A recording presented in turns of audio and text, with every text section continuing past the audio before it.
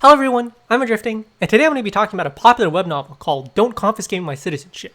The Chinese title is 不许没收我的人籍, and it's written by the author's Chinese name is 可怜的西西. 可怜 just means poor or sad, and 西西is an onomatopoeia, so the author's name roughly translates to poor Sisi. Don't Confiscate My Citizenship is one of the current trending web novels alongside Cataclysm Card King, and a hidden gem is Paradise Abyss Doesn't Allow Idle Wanderers. Recently, Nomenclature of the Night just wrapped up, and Lord of Mysteries' second book is being written, so those are kind of the popular web novels. But yeah, some other web novels I've recently read is Fox Fairies 2 and Human, kind of like this Spirits web novel. What Bad Intentions Can a Temple Keeper Have? That's a fun Journey to the West fan fiction, Jade Emperor, West Kunlun, Moon Goddess, various Taoist Buddhism conflicts as well. And Father Maui, right? But yeah, Don't Confiscate My Citizenship is a very interesting Western fantasy comedy adventure story. It's almost at the 800 chapter mark. They just redid the cover art, but it's great art, very fun characters, and it's one of the benchmarks, for trending web novels for comedy. Very similar to Virtual World Peerless White-Haired Emperor. But let's start with the description first. She was originally a demon. How could she be corrupted after meeting a human like me? Those critics always say something ridiculous. In 1798, Cardinal Lanxi, or Ranch Wolford, was interviewed by a reporter and was asked about his past with the exiled princess of the last demon clan, and about the recent signs of the demon clan's revival. He said, "I've made too many efforts to defend world peace. I'm very sure that the demon clan will never be able to restore its country under her leadership." In the winter of 1802, 4 years later, the demon clan successfully restored its country. Based on the above materials, please point out who the main war criminal who led to the restoration of the Demon Clan, and explain why is it Lan Xi, 10 points. Selected from classic test questions of the Imperial History of the Unified Examination. A lot of interesting details there, as said before. It's a comedy web novel. So Lan Xi holds a very important position. So a lot of this is stuck within a 2-year timeline, which is very interesting just because of a lot of things happening. A lot of the behind-the-scenes villains. Ranch Wolford, our main character and protagonist, starts off as this kind of villain, right? We see this with The Villain Wants to Live, although he has a unique personality, as said before, similar to a Virtual World Peerless White-Haired Emperor. So originally, Ranch Wolford is... Well, first off, he was originally an artist for this video game studio, and he eventually, transmigrates into this world. And it usually revolves around the Demon Clan Lord, or Demon Lord and Princess, Talia, right? Talia is this foodie, kind of assassin, is not very familiar with human customs that goes into the human world and tries to bring about the restoration of her country. Talia usually befriends a pigeon, and, a lot of these events happen from there. Ranch Wolford originally killed his original personality, killed and ate that pigeon, and he's supposed to be assassinated by Talia, but through his artist background and omniscience, deals with it in a unique way, right? He first makes Talia sign a contract to be his bodyguard, eventually becoming his teacher, and then a potential romantic interest. Very unique and interesting. Talia and Ranch Wolford are complete like ice and fire. They're complete polar opposites. Talia is very principled, doesn't speak a lot, whereas Ranch Wolford is very charismatic. He has a very unique personality. He kind of has this lawyer bard class, right? He's almost considered a perfect politician in the way he has a high level of charisma. He's very comfortable with dealing with people. And then his out-of-the-box thinking is very unique, right? He's very much a means to an ends type of person, right? He has a moral code, but it's very different from what others consider moral. He has a lot of white mage abilities, so he's kind of like the priest class where he's healing, but his level of healing and buffs is very unconventional, and it's kind of sad because they only use it once. Ranch Wolford, right, is an aspiring card alchemist or card crafter, so this is a card ability web novel similar to Card Apprentice. Talia being, a very high-level skilled card crafter, she's an 8th class transcendental or 8th class mage, eventually become Ranch Wolford's teacher. They're completely different styles, by the way. Ranch Wolford is very much high risk, high reward sort of thing, so he constantly is running out of materials, blowing them up, but he has a high success rate, whereas Talia is very disciplined and refined, and usually goes the more traditional route of crafting successful cards. So it's very interesting to see how their personalities mesh up. One of the first cards he creates is the Great Love Poet, almost identical twin in appearance to Talia, but completely different personality. Talia is very cold versus Great Love Poet, who has interest in musical instruments, causing a lot of emotional chaos, and so on and so forth. Ranch Wolford has this peach blossom physique or calamity where he's constantly entangled in various romantic love interests, as you see with many protagonists. And it kind of rubs off on his mentor, right? Dean Lauren, one of the deans of Ikrit College, right? Almost the principal, basically. So our first arc starts in Ikrit College, where Ranch Wolford meets up with his various classmates, and he learns about this world. As said before, this is a comedy adventure, Western fantasy, where we see the classic tropes of, beastmen and demons. We have the demon continent. We have one of the behind-the-scenes villains, the Blood Clan or the Vampire Clan, trying to control the Human Empire.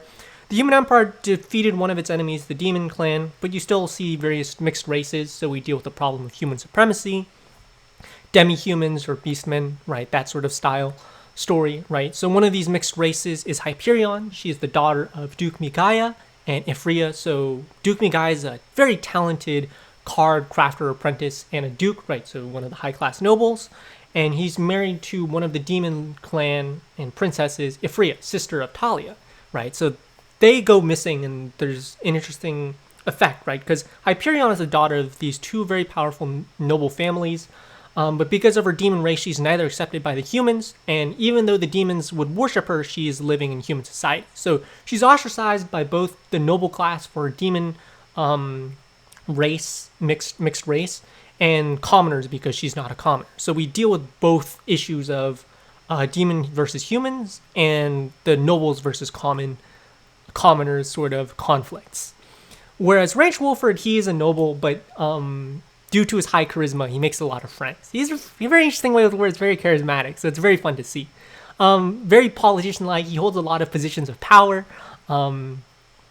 and similar to a lot of xianxia web novels or mystery web novels, where they get a lot of card materials and, delve through various worlds, is still this world called the Shadow Realm, or the Shadow World. The Shadow World encompasses a lot of demon history, so we see various story arcs, whether it's the Sanctuary Villain's Dinner or the Purgatory College Shadow World. Ranch Wolford deals with the Shadow World in a very unique way, so he has a very unique influence on the characters he meets, and it's really fun to see. He has a secret identity called Rocky McCarthy. Ranch Wolford actually reminds me a lot of Wilfred Mott from Doctor Who, but let's not get into that. So his sense of morality kind of warps the personalities of people around him because he's such a charismatic person. So Hyperion, believing in the goddess of destiny, wants to accumulate good merits for herself, right? A little bit of Buddhist karma in that way, right? Although it's more to the goddess of destiny. Ranch Wolford, very human, is almost described as being more demon-like than most demons, right? So Hyperion trying to connect with the human side, it's kind of pulled back into this demon world by Ranch Wolford's various antics. Very fun character, by the way.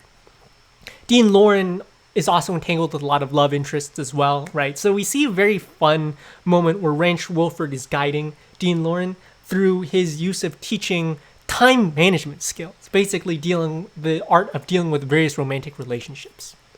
He's kind of his romantic consultant. We see the Holy Church's Knight Commander, Juliana, responsible for the Alolan College, right? They get into a lot of conflicts, so Dean Lauren has that Peach Blossom calamity there, as well as his secretary disguised as a male, just kind of pulling off that Mulan sort of trope of a female disguising as a male, but still romantically involved with Dean Lauren. It's a very interesting love triangle there. And then Ranch Wolford obviously has his own Peach Blossom calamity with Talia and Hyperion and all these other interesting characters. Some other fun characters we see is Frey. He's kind of this werewolf detective, right? Very high level. He's kind of like the shameless monk. Him and Ranch Wolford are a very bad combination because Ranch Wolford being a very lawyer-like, charismatic, silver-tongued figure, and Frey being this detective, shameless monk character, get into a lot of hijinks, and Hyperion, trying to rein them in, is kind of struggling to deal with the chaos of the two. And then eventually when Frey goes off to do his own thing, we meet another third-wheel straight man character, Cat Boss. Literally just translates to Cat Boss, Mal Lopa. He runs this restaurant. He's a 6th class cat monster. that is often entangled in a lot of the events of Talia, the Demon Lord, Ephraia, Duke Migaia's affairs, and the Blood Race. He's kind of like this observer for Ranch Wolford. Although he's more powerful than Ranch Wolford, I think he's like 2 classes above him. Ranch Wolford or Lench, he just gets into so many unusual events that he is a force of nature in and of itself that just makes it a really funny comedy. So yeah, we start off in the Ikrit Academy. Ranch Wolford gets involved in so many different factions, whether it's the Hutton Empire, the Kree Empire. One of the other leading characters is Sigrid, one of the saints of the Catholic Tyrant Church. He is dealing with various slate holders. Slates are one of these magical powers, these transcendental powers bestowed by the Goddess of Destiny. There's around like 9 of them. Only 3 are known. Dean Lauren holds the original Slate of Wind, one of the powers of the Goddess of Destiny. We are told of 2 others, which is this original stone tablet or Slate of Healing by the Church of the Goddess of Destiny, as well as the Tablet of the Undead and Light in the Protoss Empire. We meet some other ones, the Slate of Fire with the Church of Destruction or Resurrection. Sigrid gets involved with that. She's a very cute main character as well, another romantic love interest of Ranch Wolford that he tries to navigate. But yeah, Ranch Wolford is a very dedicated, not only is a dedicated card crafter and lawyer, he's also a very dedicated researcher, because in order to be a card alchemist, you have to have those special abilities. So he writes a lot of fun theses, whether it's writing a thesis on one of the slates, the slate holders, right, like Dean Lauren in the Slate of Wind. He's a very accomplished card crafter, or one of his theses is on the ecological balance and blood clan governance. Reminds me of Isaac Asimov's short story, Man's Greatest Need, right? Man's greatest want is a balanced ecology. Man's greatest need is an unsettled mind. And Ranch Wolford definitely has an unsettled mind.